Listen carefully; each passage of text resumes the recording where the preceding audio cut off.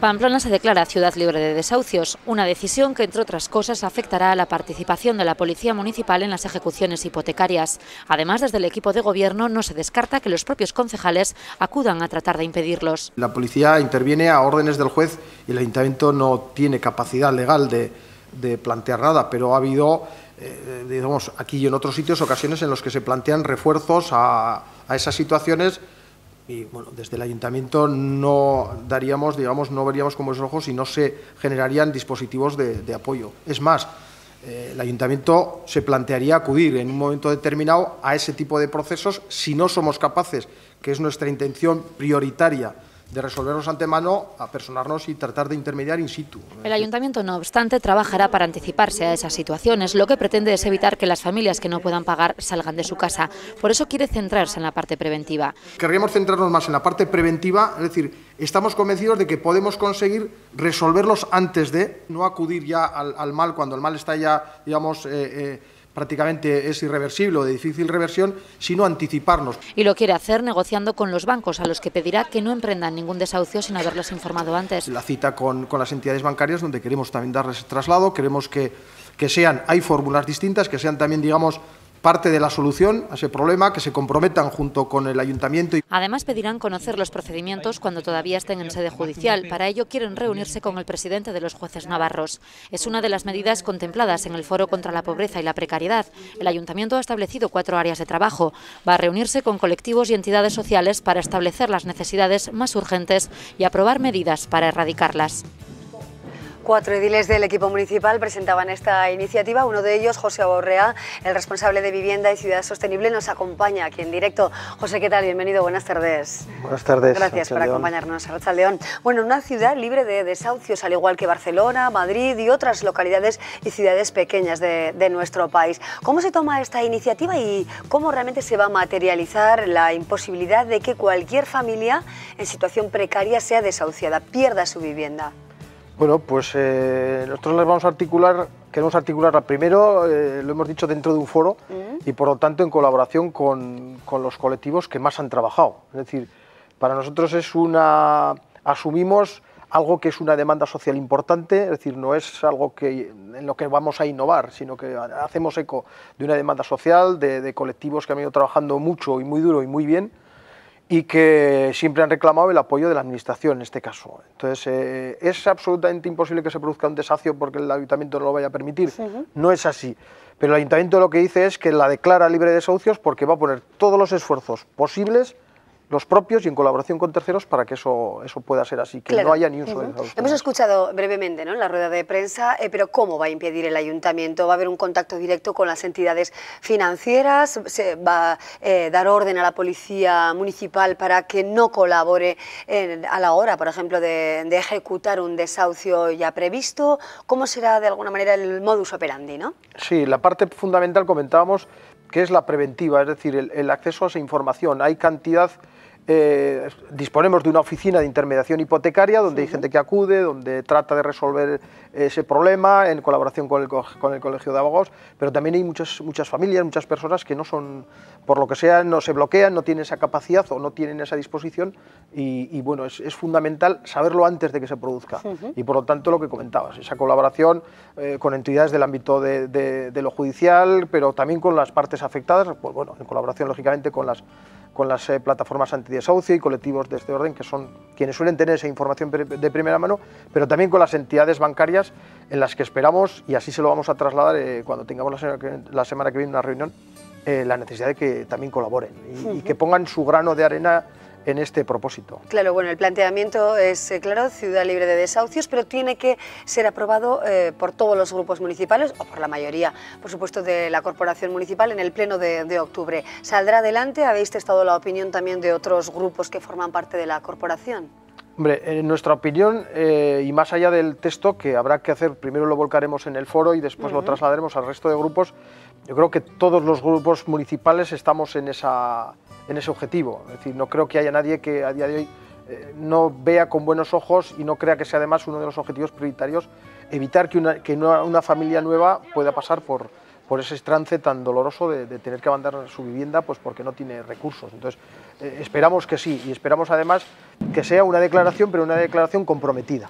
Es decir, que a partir de ahí este ayuntamiento tome una serie de compromisos y los vaya desarrollando en el tiempo. Sí, no sé si conocéis el dato ahora mismo, pero hay un número determinado de familias susceptibles de ser desahuciadas en las próximas fechas en Pamplona. Es difícil saberlo. Por eso comentamos, es difícil saberlo. Tenemos constancia de que existen. O sea, sigue habiendo familias en esta ciudad en ese riesgo. Algunas pasan por la oficina de mediación, como decía, se ha hecho un buen trabajo, se han resuelto algunos asuntos, se ha llegado a negociaciones, digamos, positivas desde esa perspectiva, pero sabemos que todavía hay familias en ese riesgo y, por lo tanto, aunque es verdad que se ha reducido mucho esa circunstancia, ese riesgo, sigue habiéndolo y por lo tanto creemos que tenemos que empeñarnos en eso. Luego el ayuntamiento también tiene viviendas, un parque de viviendas bueno, pues superior a las 500, ¿no? De entre esas 500 o 600, alrededor de 170 se van a poner a disposición de las personas que lo están pasando mal, ¿no? Eso se ha contado esta mañana. Nos gustaría que nos concretara un poquito más qué personas podrán acogerse quizá o formar parte de un registro de viviendas. ¿Cómo podrán formular su petición? ¿Cómo deben hacer? Sí, estamos haciendo un trabajo en una doble dirección. Nos hemos encontrado con que no hay un registro concreto, no sabemos exactamente ni siquiera el número exacto de viviendas. La primera estimación es que son entre 170 y 180, ya personal del Departamento de Proyectos están haciendo una revisión una por una para testar, para efectivamente ratificar que es una vivienda propiedad del Ayuntamiento y cuál es su situación de disposición y si hay que rehabilitarlas. El primer esfuerzo que hemos hecho es, hemos identificado ya 25 viviendas, digamos que tenían una rehabilitación leve, y por lo tanto hemos puesto a disposición de la reparación de esas viviendas 200.000 euros, que también servirá por el formato de contratación para que sean pequeñas empresas las que puedan acceder a ese tipo de trabajos. ¿Son viviendas que están en diferentes lugares de la ciudad, centradas en el casco antiguo o en los barrios? Hay algunos bloques concretos, pero podemos encontrar desde el Ensanche a San Pedro, Bustinchuri, en la Rochapea, es decir, están por toda la ciudad. Y lo que queremos hacer es ponerlas en valor, irlas a través de la rehabilitación, pero nos encontramos también que no tenemos capacidad, digamos, de gestionarlo, la entrega a las familias que estén con más necesidad, ¿no? Entonces, queremos promover una ordenanza para el acceso a esas viviendas que estaría preparada, porque la queremos debatir también dentro de ese foro, para el mes de noviembre. A partir de ahí tendríamos, digamos, una disposición de un número interesante de viviendas, más la ordenanza, con lo que empezaríamos a trabajar, y luego a partir de ahí, bueno, pues es dar continuidad a ese objetivo y ese trabajo. Claro, y fomentar la ocupación también de viviendas que actualmente están desocupadas, que hay una bolsa de viviendas vacías importante en la ciudad y en el entorno más próximo a lo que es el centro de Pamplona. ¿Cómo se va a fomentar la ocupación? ¿Se van a tomar medidas concretas? Bueno, vamos a lanzar también un mensaje claro, ¿no?, a los propietarios que pueden tener ahora mismo su vivienda desocupada, vacía, cuando otras personas no tienen fácil acceso a la vivienda. Claro, hay que tener en cuenta que la vivienda vacía es un coste en términos sociales muy alto para la ciudad. Es luego también un coste ecológico, urbanístico, porque nos obliga a construir vivienda mientras tenemos mucha vivienda vacía. Se estima en varios miles las viviendas vacías en la ciudad, y para eso, en principio, lo que nos aseguran del Gobierno de Navarra, ya se planteó, el anterior Gobierno de Navarra dijo que iba a hacer un censo completo de las viviendas vacías de toda Navarra. Ese trabajo se está haciendo, y a partir de ahí lo que se pretendría, nosotros tenemos como objetivo proponer es una ordenanza que gravaría las viviendas de las entidades, digamos, de las personas jurídicas, para que nos entendamos, pues inmobiliarias, bancos y demás, pero no con los privados, con las personas físicas, con las familias. Lo que queríamos hacer es, desde la oficina, trabajar con lo que se denomina un manual de buenas prácticas, es decir, nos pondríamos en contacto con todos esos propietarios para hacerles llegar cuáles los servicios que prestamos, cómo garantizamos, por ejemplo, a través de los servicios del Gobierno de Navarra, cuestiones como seguros para los impagos o para los destrozos que se pueden ocasionar en las viviendas. Es decir, generar un marco de confianza para que todas esas viviendas puedan salir al mercado.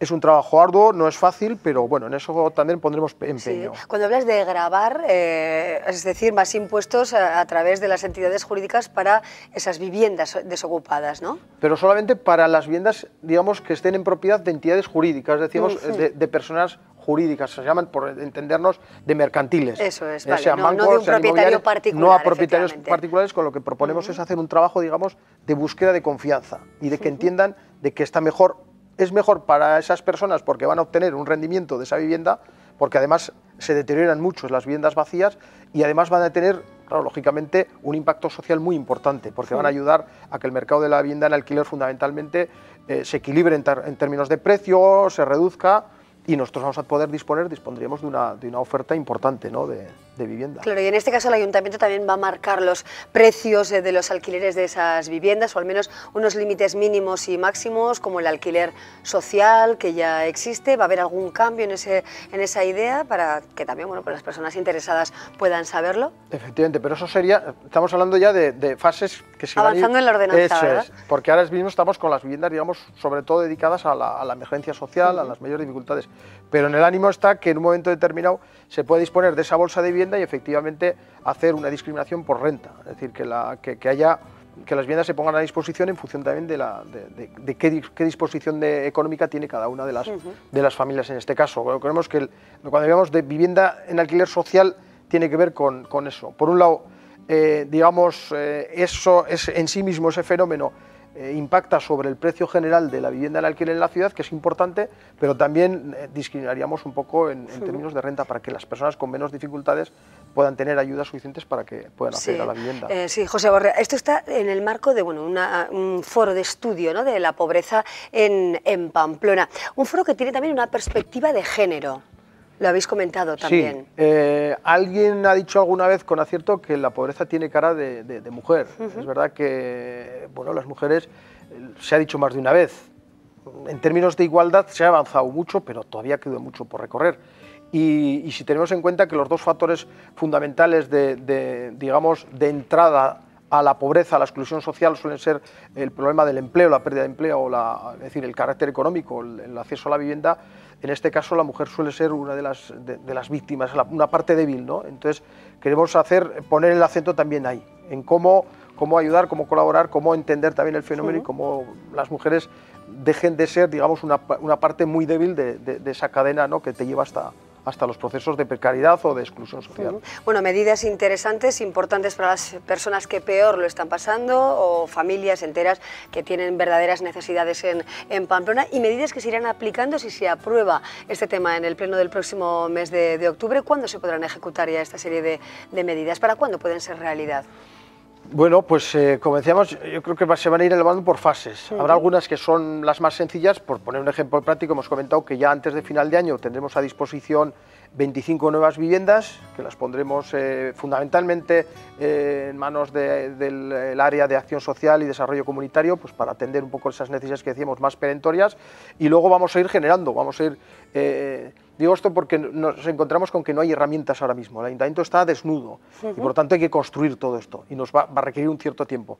Pero vamos a ir, digamos, por fases, pero algunas van a ser de impacto relativamente inmediato y otras se van a ir desenvolviendo pues fundamentalmente a lo largo del año que viene, pero bueno, vamos a ir viendo. Había otros capítulos que estaban, todo el tema que tiene que ver un poco con empleo ligado a la economía solidaria, que es una parte importante, o bueno, pues quiero decir, con eso vamos a ir trabajando. Yo creo que a lo largo de 2016 vamos a ir viendo cómo los proyectos van cogiendo. Pero bueno, diferentes ejes, ¿no?, dentro de de un cuadro de economía solidaria. Y de un objetivo común, ¿no?, que es que en esta ciudad haya el menor porcentaje posible de pobreza, de precariedad o de exclusión social. Ese es el gran objetivo. Claro, porque tenemos el dato de cuántas personas aproximadamente puede haber en Pamplona en una situación tan grave, ¿no?, como la que podamos estar describiendo ahora, pendientes de un desahucio, con la imposibilidad de llevar a cabo una vida normalizada, con escasísimos recursos. ¿Sabemos cuántas personas pueden estar en esta situación? No tengo yo datos suficientes, pero uno de los objetivos, entre los que hemos comentado esta mañana, uno es precisamente hacer ese análisis. Claro, un factor importante del foro es que no es un foro para que el ayuntamiento haga cosas solo, es un foro para compartir. Es decir, lo que proponemos es corresponsabilizarnos. Administración, entidades, colectivos, vamos a hacer un trabajo en común y la primera parte de ese es precisamente a que hagamos un análisis, ¿no? Yo creo que es ese análisis de decir cómo está la situación de la ciudad, y yo creo que es una de las primeras consecuencias de estos primeros trabajos, ¿no? Es decir, ¿cuál es la fotografía real de la pobreza y la exclusión? ¿No?, de la ciudad en cuanto a pobreza. ¿De qué estamos hablando, ¿no? ¿Cuál es la envergadura del problema? ¿Cómo se sitúa? Que la fotografía sea lo más nítida posible, porque a la hora de poner medios hay que ser muy eficaces. Es decir, los medios también se generan un coste. Y entonces, vamos a dedicarlos bien, vamos a saber exactamente hacia dónde hay que focalizarlos y con qué nivel de esfuerzo, ¿no? Perfecto. Bueno, José Abaurrea, nos quedamos con esta información. Pamplona libre de desahucios, un tema del que se va a seguir hablando porque se verán también cómo se materializa, ¿no?, esta serie de medidas que compondrán una futura ordenanza. Muchísimas gracias por acompañarnos. Gracias y suerte en ese trabajo, por supuesto. Gracias, José Abaurrea, que es el concejal de la Ciudad Sostenible y Vivienda. Bueno, nosotros ahora seguimos y les vamos a contar una historia solidaria. Recordarán ustedes seguramente a una niña, Iraila, participó en La Voz Kids, en ese famoso concurso de talent show, de búsqueda de voces de niños, pues especialmente llamativas. Esta niña, Iraila, fue muy conocida, tristemente falleció por una leucemia y ahora hay una campaña de recaudación de fondos, una campaña solidaria que pasa también por Navarra para luchar contra la leucemia, para promover más investigación del cáncer. Se lo contamos en el siguiente vídeo. Eric, Sarai, Pau, María, Lucas, Carmen, Iraila, son algunos de los niños que ya no podrán vivir su adolescencia. Formar una familia. Realizar sus sueños. ¿Por qué? Pues porque no se destina la financiación suficiente para la investigación del cáncer infantil. Por eso, todos los padres debemos tomar una iniciativa común. Machacar al bicho con la ayuda de todos y cada uno de vosotros. El bicho es como Iraila llamaba a su enfermedad, ¿vale? Ella decía que tenía un bicho. Es verdad que fuimos nosotros los que le explicamos de alguna manera su enfermedad. Nos dijeron los médicos cómo hacerlo, entonces sí que ya le hablamos nosotros de que tenía un bichito dentro malo que teníamos que matar, que machacar para poderla curar. Entonces ella, a partir de ese momento, pues ella llamaba a su enfermedad el bicho. Ella dijo en una de las consultas a su oncóloga, Adela Cañete, a la que le mando un beso desde aquí, que no se preocupase, que cuando ella se hiciese famosa, pues iba a darle dinero para que ella pudiese hacer jarabes y pudiese hacer cosas para poder chafar y machacar, como hizo ella, al bicho del cáncer. Y así es como nace la palabra bicho. Durante 30 días realizaremos la Transpirenaica contra el bicho. Un solo hombre. Salvador Sanchís, 48 años, deportista y aventurero, llevará a cabo el desafío. Una cordillera, los Pirineos, 118 cumbres, 968 kilómetros, 968.000 pasos contra el cáncer infantil. Un reto físico tremendamente duro y audaz, casi demencial.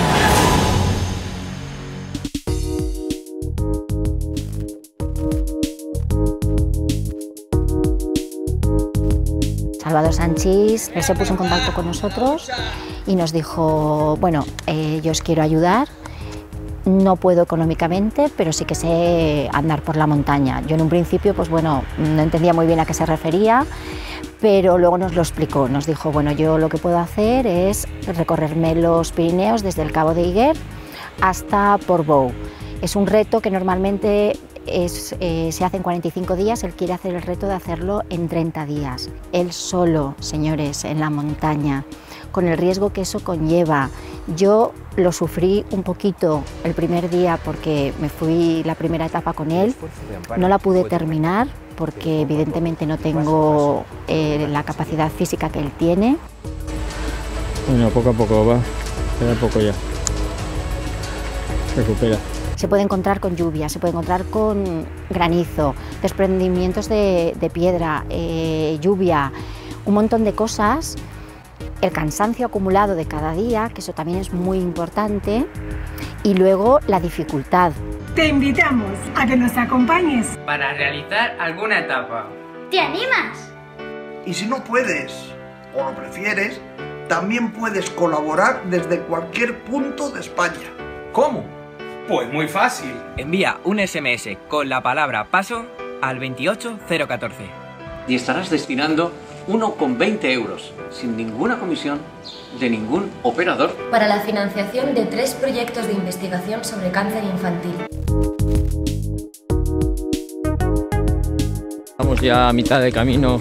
Apoyarle marcando esa palabra paso al 28014 para que podamos recaudar lo más posible y que este hombre sienta de verdad cuando termine que ha hecho una labor estupenda, se sienta orgullosísimo y tengamos ese día muchísimo que celebrar. Lo hacemos ahora, lo hacemos por ella, pero lo hacemos para ellos, porque lógicamente físicamente para ella ya no se puede, pero sí que lo hacemos por ella porque era su deseo, pero lo hacemos para todos esos niños que lo están pasando tan mal, que yo estoy en contacto continuo con muchas familias y bueno, y es terrible que te estén diciendo continuamente mi hijo ya no tira para adelante, mi hijo falleció hace un mes, todas estas cosas son horribles. También vamos a hablar de esperanza, ¿vale? No vamos a hablar solamente de lo que es la parte mala, que es lo peor. Vamos a hablar también de que afortunadamente el 80% de niños ya se curan, ¿vale? Pero hay un 20% de 1000 niños, hay 200 que todavía no se curan. Esos 200 hay mucho por hacer. Yo voy a dar un paso contra el cáncer infantil. Voy a dar un paso contra el cáncer infantil. Voy a dar un paso contra el cáncer infantil. Yo voy a dar un paso contra el cáncer infantil. Voy a dar un paso contra el cáncer infantil. ¿Y tú? Seguro que también es muy fácil. Envía un SMS con la palabra paso al 28014 y ayúdanos. Dona esperanza, dona vida.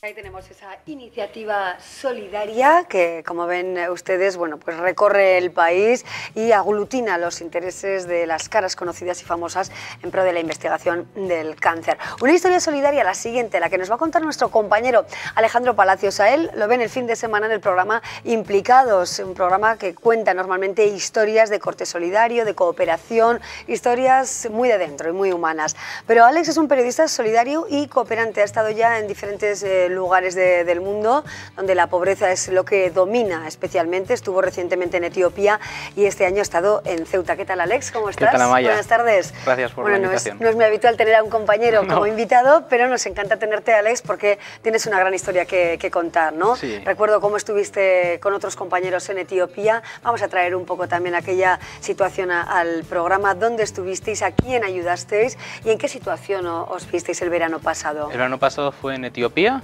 con las Misiones de la Caridad, en un pueblo que se llama Goba, que está en las montañas hacia el sur, y estábamos en un centro de personas con enfermedades físicas y psíquicas. Estuvimos ahí un mes colaborando con ellas, y bueno, y este año el caso es diferente. Este año hemos ido a Ceuta. En Ceuta, ¿cuál ha sido vuestra labor? Entiendo, bueno, pues con los inmigrantes que proceden de Marruecos, que quizá han accedido a nuestro país, supongo que, bueno, pues de forma muy precaria, ¿no? ¿Cuál es un poco la radiografía de ese centro en el que trabajasteis con inmigrantes? De forma muy peligrosa, generalmente se acceden.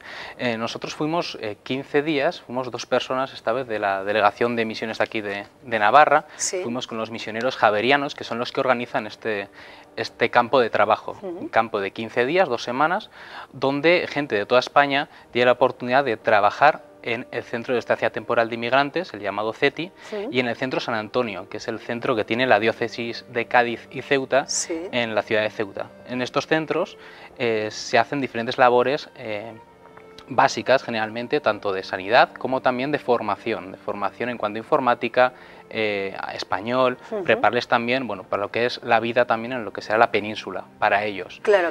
¿Y cómo es la vida? ¿Qué traen ellos, no? ¿Cuál es su historia? Se repiten, supongo, bueno, pues dramas personales importantes, ¿no?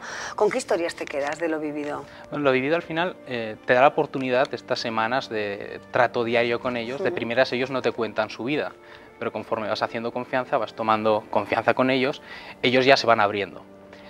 Yo recuerdo algunas historias, porque me interesaba mucho saber, bueno, qué hay detrás de estas personas que llegan, ¿no? Qué hay detrás, que generalmente son, por la televisión, por los medios, sabemos que son grandes dramas, pero conocerlos en primera mano muchas veces pues toca más, es diferente. Por lo general son los africanos, los subsaharianos, las historias generales son de años andando desde Guinea Conakry, desde Camerún, hasta Ceuta, hasta España, intentando llegar a España, porque ellos pueden ir o bien hacia la península pues, de manera ilegal por pateras, bueno, siempre es de manera ilegal, o bien a nado o intentando saltar la valla. Entonces llega un momento en que, bueno, hablando, quiero sacar una historia que quizás sea representativa en general de lo que la mayoría de estas personas viven. Yo tuve la oportunidad de hablar con un chico de Guinea-Conakry. Él me contaba que se pegó unos 4 o 5 años caminando solo hasta la frontera. Es decir, salía eso es verdad, es que cuando llegas a Marruecos ves por las carreteras a muchas personas de todas las edades, pero sobre todo jóvenes, ¿no? Y adolescentes caminando, ¿no? Que quizá llevan días, meses, incluso como este caso, ¿no? Años, años caminando para llegar a lo más cerca de España, ¿no? Exactamente, para ellos es la tierra prometida, ellos ven el paraíso aquí y la caminata pues, tiene diferentes peligros. Por lo general son grupos grandes que suelen salir de sus países de origen, huyendo generalmente de guerras, de conflictos, y en el camino muchos mueren, bien sea por bandidos, bien sea por las condiciones climáticas, porque les roban, por enfermedades. Al final los que llegan son los más fuertes. Cuando se financian trabajando en diferentes pueblos y diferentes trabajos como puede ser transportistas o digamos que se van buscando un poco la vida entre medio. Cuando llegan, que generalmente tardan, si van andando, aunque sea a pequeños tramos en coches, son 2, 3 años, 4 a veces. Cuando llegan se pegan otros 3 años en las montañas que hay frente a la valla. Claro, llegan y se topan con la valla, que es como el último obstáculo. Aquí también te hace pensar un poco, a mí me hacía pensar la existencia de la valla, el sentido que puede llegar a tener para una persona que está 6 años caminando. Superando muchas vallas. No va a llegar a la valla y va a decir, vale, no, para él ya estoy, esta es la meta, eso es el último escollo. Este chico en concreto me contaba que estuvo 4 intentos de salto, 4 intentos a la valla de salto, tenía las marcas de las concertinas, de las alambres estos con pinchos que clavados, que ponen. ¿no? En la piel, sí, pues que en la carne. Se rajaban, digamos, los brazos. Al final la policía marroquí también les apaleaba, les dejaba en la otra punta por donde habían venido. Y él consiguió por mar, ¿no? Me dijo que había perdido la cuenta las veces que había intentado pasar nadando. Al final llegan a Ceuta, en este caso, pues, si tú ves el cabo Marruecos-Ceuta, es un pequeño cabo, un pequeño trozo de tierra que sale, ahí está la valla, entonces tú dices, bueno, yo esto nadando lo puedo hacer muy fácil. Pero bueno, ahí está toda la policía, entonces lo que hacen es una Zodiac, se adentra mar adentro, a la noche generalmente, ellos saltan e intentan llegar nadando, con todo el problema de las corrientes, porque el estrecho además es una zona con mucha marejada, y también que la Guardia Civil está bueno, pues con cámaras de infrarrojos. Sí, que es muy difícil, por supuesto, ¿no? Que lo vemos pues, en estas imágenes que ofrecemos los medios de comunicación, ¿no? Las dificultades que entraña, bueno, pues cambiar de país, está claro, ¿no? Bueno, esa historia interesante y fuerte, muchas, me imagino, pero tiene un recorrido más, ¿no? Esta iniciativa que has tomado tú, Alex, porque lo que se pretende es que chavales jóvenes, adolescentes, puedan ir allí, puedan trabajar con esas personas en esta situación tan complicada en su vida. ¿Cómo se va a materializar todo esto? Nosotros esperamos, de cara al año que viene, esto es muy importante, poder realizar este campo de trabajo con los misioneros javerianos, llevando a chavales de 17, 18 años, incluso también de primeros cursos de universitarios, a vivir esta experiencia con los misioneros javerianos en Ceuta, para poner cara, para vivir, para palpar esta realidad de primera mano. Nos parece muy interesante. A lo largo del curso, desde la Delegación de Misiones, irán ofreciendo charlas, actos, diferentes eventos, también dirigidos a jóvenes, para ofrecerles el participar en este campo de trabajo y a la vez concienciarles, bueno, de lo que hemos podido vivir ahí. Efectivamente, ¿no? Porque luego, ¿cuál es el recorrido de esas personas que pasan por estos centros, ¿no? de acogida de inmigrantes? ¿Qué futuro tienen en nuestro país o en Europa? Claro, ellos llegan al Centro de Estancia Temporal de Inmigrantes, realmente llegan a Ceuta, yo conozco bueno, el caso de Ceuta, llegan a Ceuta por los diferentes medios, pues bien sea por en dobles fondos en coche o como hemos comentado antes, van a la policía y la policía bueno, les identifica y los dejan en el Centro de Estancia Temporal, que es diferente a los CIES que hay en España, que esos los coordina la policía. El Centro de Estancia Temporal de Inmigrantes lo coordina el Estado, y ahí dentro ellos esperan en unos 6 meses, o incluso a veces, en algunos casos, 2 años, a ser trasladados a la península. Generalmente son trasladados a la península. Tienen una orden de expulsión, la tienen ya nada más llegar. Ellos van con una orden de expulsión a la península y acaban o en ONGs que las acogen por unos días, o bien porque tiene un familiar en una casa que les acoge, o bien también acaban en un CIE, en un centro de la policía, que ahí están unos 60 días hasta que se les tramita la expulsión del país, que generalmente no da tiempo, con lo cual nos vuelven a poner en libertad en la calle con la misma orden de expulsión. Bueno, pues un recorrido complicado es el que tienen, ¿no? A nivel personal, ¿qué supone esta experiencia, Alex? ¿La recomendarías? Yo la recomendaría, pero muchísimo, además, sobre todo hoy en día, no solo porque es un tema de actualidad, ahora está todo el drama de Siria, ¿no? De los refugiados sirios. Aquí llevamos años con este tipo de... que también son ellos refugiados y piden asilo político. Muchos vienen de unos conflictos también de guerras militares, sí. Pero quizá no han tenido la misma buena prensa que han tenido los sirios estos últimos días. ¿Con qué me refiero con esto? Aquí hemos puesto no solo el tema de la valla, sino que no, en mi opinión, no se ha volcado la gente tanto con los subsaharianos de la manera que nos estamos volcando ahora con los refugiados sirios. Todo el mundo merece ser acogido en Europa, pero podemos observar que hay algunos casos que tienen mejor prensa que otros. La foto del niño, también hay miles de fotos de... Pues igual queda mejor que la foto de un subsahariano echando espuma por la boca en la playa. Bueno, desde luego que el drama es un drama, porque cada persona que vive de esta manera y que tiene tantas dificultades para lograr una vida mejor ya es un drama, ¿no? Y se pueden contar miles en Siria o en Marruecos, ¿no? O en esta zona que hoy nos está ocupando. De esto os vais a ocupar en Implicados esta semana, ¿verdad? Esta con semana el periodista Manuel Martorell, ¿no? Que vais Siria, a invitar, ¿verdad? Exactamente, del problema de Siria, los refugiados. Perfecto. Muy bien, Alex. Bueno, pues muchísimas gracias por contarnos tu experiencia. Seguro que sirve para muchas personas, ¿no? Al menos para pensar un poco la suerte, ¿no? Que tenemos nosotros y lo difícil que lo tienen otros. Gracias y hasta pronto, Alex. Gracias, nos vemos el sábado en el programa, ¿de acuerdo? Hasta pronto. Hacemos una breve pausa y luego cambiamos totalmente de asunto, dejamos las historias solidarias con las que comenzamos y nos relajamos hablando de cine con Fermín Martínez y de todo tipo de géneros artísticos con Javier Lacunza.